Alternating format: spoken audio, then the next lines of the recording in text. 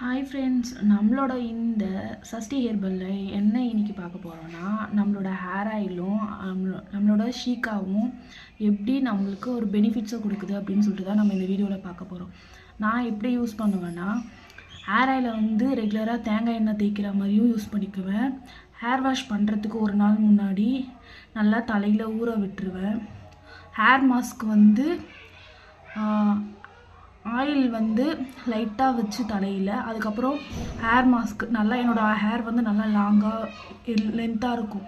So அதை நான் அதிகமாக வச்சு ஒரு 10 மினிட்ஸ் அப்படியே ஆற விட்டுட்டு அதுக்கப்புறம் ஹேர் வாஷ் பண்ணுவேன்.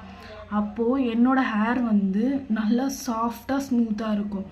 நான் இந்த ஹேர் வாஷை பண்ணுறதுக்கு என்னோடய ஹெர்பல் ஷியக்காவை யூஸ் பண்ணி நான் ஹைபிஸ்கஸ் ஷாம்புவுமே பண்ணியிருக்கேன். அதை யூஸ் பண்ணி தான் நான் ஹேர் வாஷ் பண்ணுவேன். ஸோ என்னோடய ஹேர் நல்லா திக்காகவும் இருக்கும். நீங்கள் இந்த ஹேர் வாஷ் மாஸ்க்கை யூஸ் பண்ணும்போது உங்களோட ஹேர் கொட்டுறது நல்லாவே ஸ்டாப் ஆகிறது தெரியும்.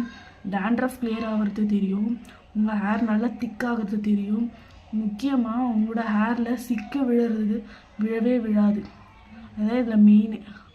நம்மளுடைய முடியில் சிக்கு விழாமல் இருந்தாலே நம்மளுக்கு ஹேர் லாஸ் ஆகிறது கம்மியாகும். தேங்க்யூ.